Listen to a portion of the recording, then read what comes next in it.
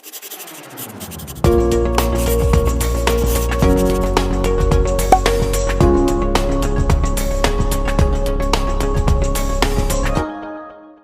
chuchus, tudo bem com vocês? Romantismo, literatura.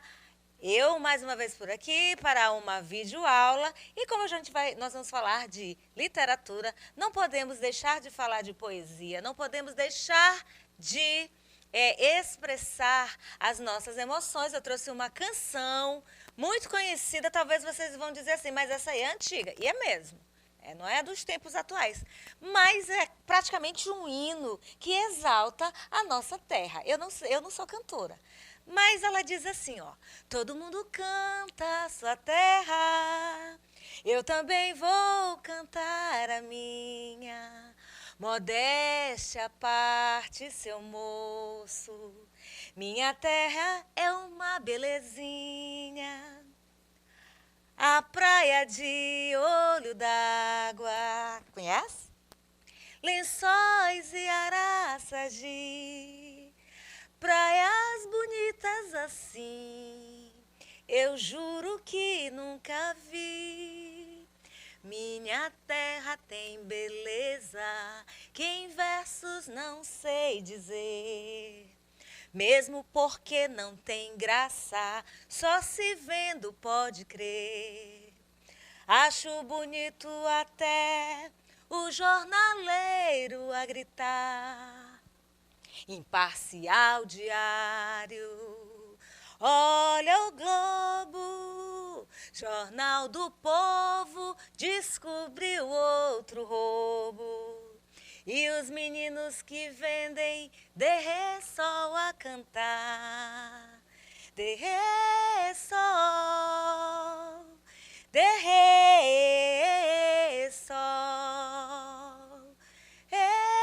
e-sol, derre-sol. E fruta lá tem juçara, abricó e buriti.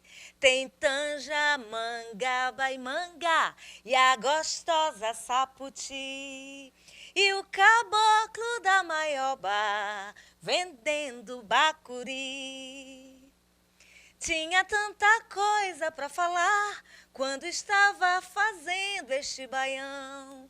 E quase me esqueço de dizer que essa terra tão linda é o Maranhão. Ô, Maranhão. Nossa, se a Alcione assistir esse vídeo, ela vai dizer, meu Deus, precisa melhorar muito. Mas aqui minha homenagem para a nossa terra, o Maranhão, um poema, uma música, uma cantiga de João do Vale e Julinho, certo? A gente começou aqui falando das belezas do nosso Maranhão. Falamos das praias, citamos, né, o nome das praias, falamos das frutas e tem também assim uns nomes que não fazem parte assim do nosso dia a dia. Vocês viram quando ela diz assim, o eu lírico, né? O jornaleiro, né? O jornaleiro grita. Aí eu estava até pensando, hoje em dia a gente não escuta mais o jornaleiro passando na rua, gritando o nome do jornal para ser comprado. Mas dessa época era comum, né? Hoje quase você não vê mais as pessoas vendendo na rua, cantando o nome do produto, peixe. E o eu lírico fala do derre-sol, que é um doce, também chamado de quebra-queixo, feito com açúcar, mel e coco. Certo? Então, gente, eu trouxe essa letra de música que eu acabei de cantarolar para fazer a contextualização da nossa história da literatura chamada romantismo, a linguagem do romantismo no Brasil, o romantismo nos dias atuais. Pergunta, é completamente diferente daquele vivido nos séculos XVIII e XIX? Quando pensamos em romantismo, logo pensamos em românticos.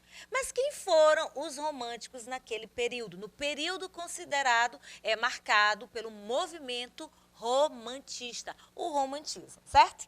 A música do João do Vale é mais contemporânea, mas serve para nos chamar a atenção de como é legal compor, fazendo exaltação à natureza, exaltação à nossa pátria, ao nosso lugar de origem, à nossa terra, certo? Então, aqui a gente vai ter o que é o romantismo, o início de tudo, o contexto histórico, as características, os principais autores e as gerações românticas. Começamos falando da linguagem do romantismo. O romantismo é um movimento literário, certo? Que aqui no Brasil teve o início com a publicação de um poema que nós já vamos falar. Agora, a linguagem dele apresenta uma liberdade. Nós já falamos do início da história da literatura, do trovadorismo, vimos uma linguagem mais polida, mais erudita. E aqui, quando chega no romantismo, que depois do trovadorismo vem o humanismo, vem o classicismo, barroco, arcadismo, aí a gente tem o romantismo, que vai dar uma ruptura, uma quebra nos padrões clássicos, tá? Reportados a essa era clássica, apresentado pelo arcadismo, né? Um movimento anterior, que é o neoclassicismo. E aí nós temos o romantismo fazendo essa proposta de ruptura com os padrões europeus, certo? Então, leia. Linguagem do romantismo apresenta maior liberdade formal em relação à racionalidade, equilíbrio e objetividade do movimento anterior.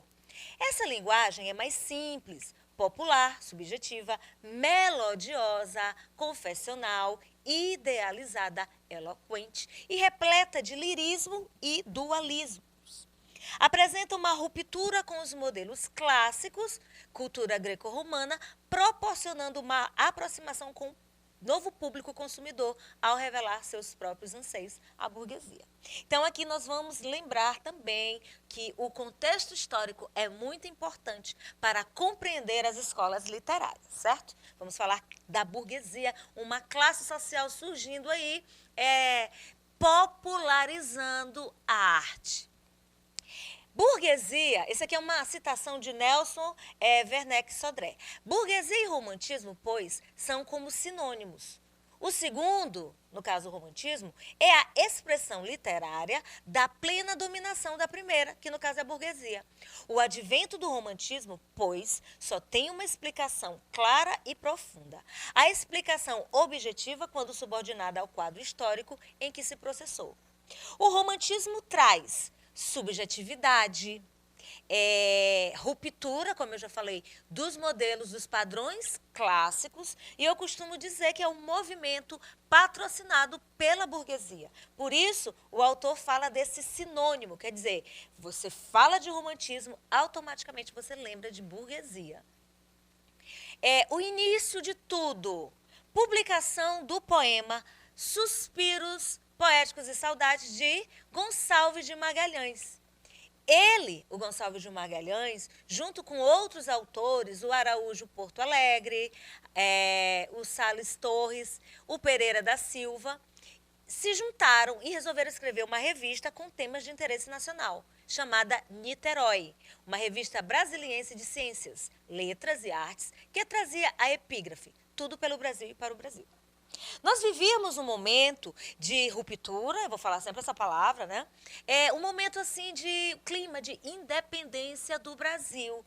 Se nós estávamos nos desligando da corte portuguesa, seria interessante que as nossas produções agora tivessem um caráter mais abrasileirado, mais nacional, mais voltado para a nossa riqueza presente aqui no Brasil.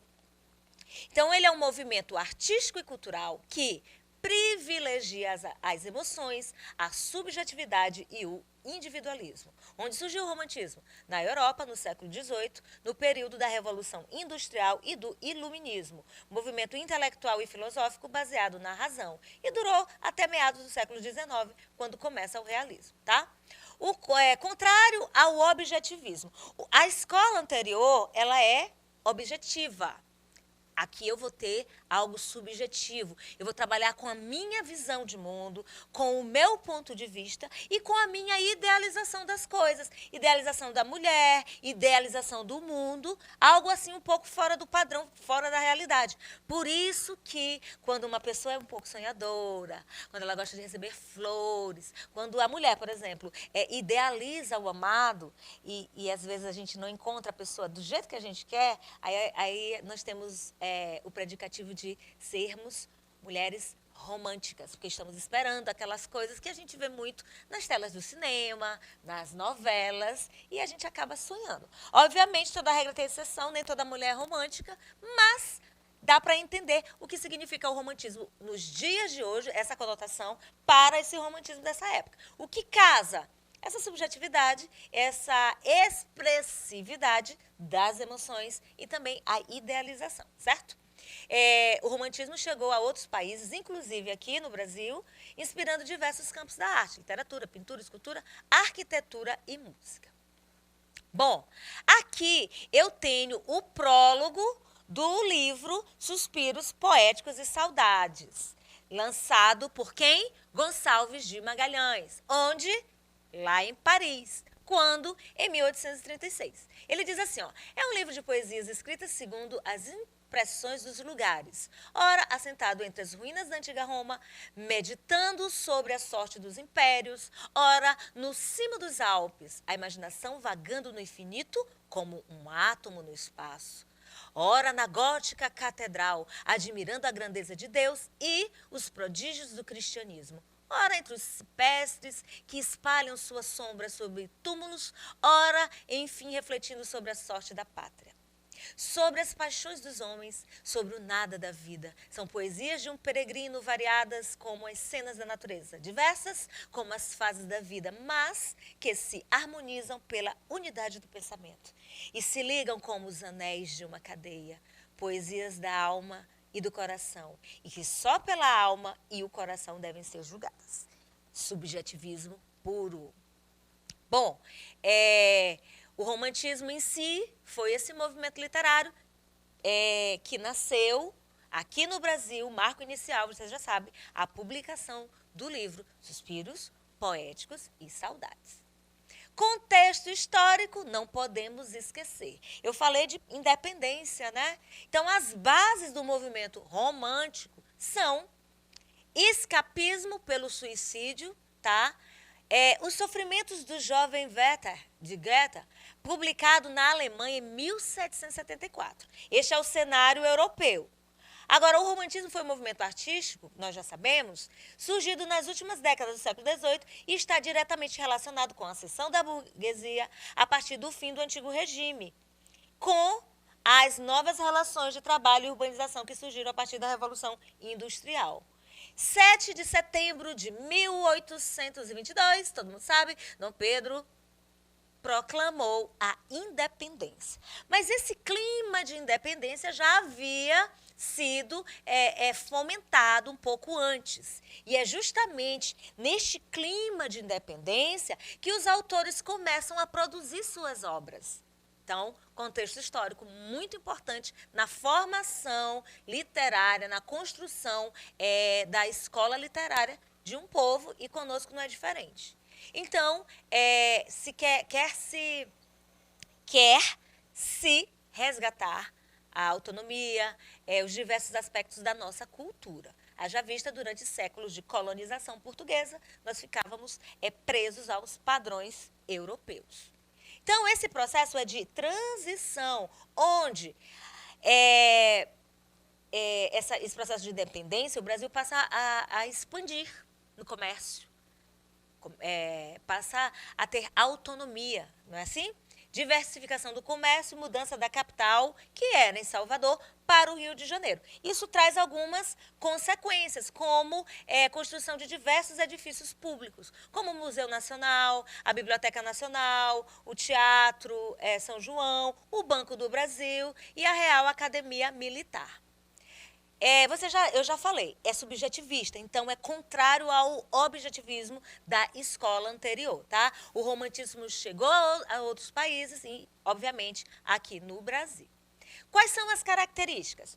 Culto à sensibilidade, exaltação da natureza, por isso eu trouxe a letra do João do Vale, subjetivismo e individualismo, o autor vai falar de si mesmo, dos seus sentimentos, das suas emoções. E essa sensibilidade que eu falei aqui contraria os ideais racionalistas do iluminismo europeu, certo?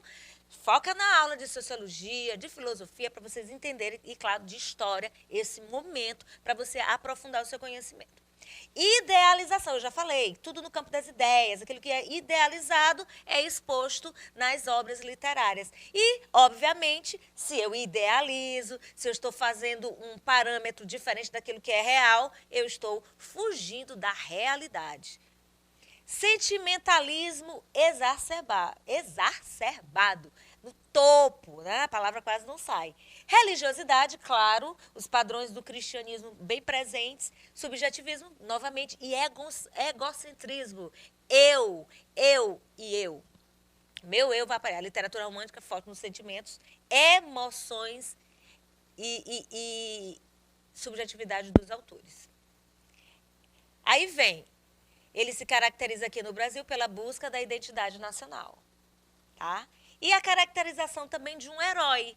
Quem é o herói aqui no Brasil? Aqui a gente já havia a presença do índio. Então, a poesia, a construção literária desta época vai valorizar e exaltar a natureza e o índio.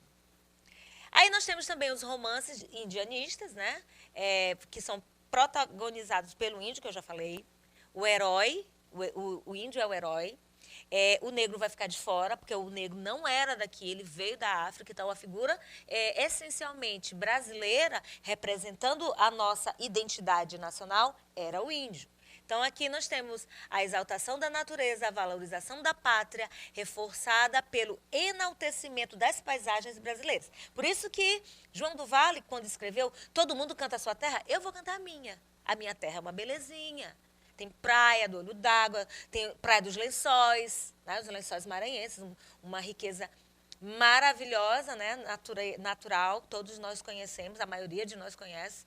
Enfim, então, essa exaltação à pátria é uma característica do romantismo. Tem também ainda o romance histórico, que nós vamos ver em outra aula, onde a narrativa de fundo geralmente é voltada para o período colonial brasileiro e os temas caros da época.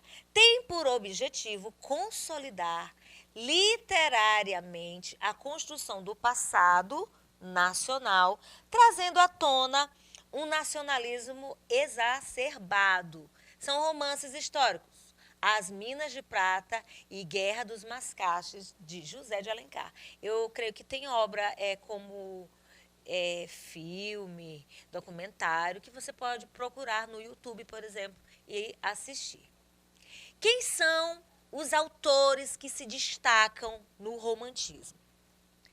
Gonçalves Dias, claro, nome da nossa plataforma, que tem trazido conhecimento a milhares de pessoas, basta acessar. É homenagem a este grande poeta, grande escritor maranhense. Ele é a expressão do romantismo. Ele que traz essa exaltação, essas características que nós falamos. Temos o Gonçalves de Magalhães, não menos importante, porque ele é o precursor, mas o Gonçalves Dias dá essa alavancada nas características presentes nas suas obras. Temos o José de Alencar, o Casimiro de Abreu, tá? O Fagundes Varela, o Junqueira Freire, Castro Alves, poeta dos escravos, Tobias Barreto e também, não menos importante, a gente vai falar dele, o nosso Souzandrade. Bom, o romantismo é um período muito rico e não fica só por aqui, nós precisamos aprofundar mais o assunto em outras aulas. Ele é tão rico que esse período se divide em gerações. Porque o período começa, aí o tempo vai passando, né? Eu já falei para vocês, ninguém dorme, romântico, acorda realista. Porém, as coisas vão acontecendo, o contexto histórico vai se formando e há uma necessidade de mudar. As características vão mudando. Por quê? Porque o tempo vai passando, o contexto vai se redesenhando e as coisas vão assumindo novas formas. E os pontos de vista vão mudando de acordo com essas formas que vão surgindo. A nossa leitura de mundo. Quase não sai. A nossa leitura de mundo. O nosso fazer poético, a nossa forma de ver, de expressar, de aceitar, de opinar, de se contrapor, tudo isso vai construindo dentro de nós um fazer poético. Querendo ou não, esse desejo maravilhoso de contextualizar uma época maravilhosa da nossa literatura. Aprofunde, veja com seu professor, tente conhecer a fundo, a nossa aula não é tão longa, para que nós possamos avançar no nosso conhecimento. Tá certo? Então, nós continuaremos esse assunto em outras aulas, mas faremos exercícios e eu pergunto, compliquei?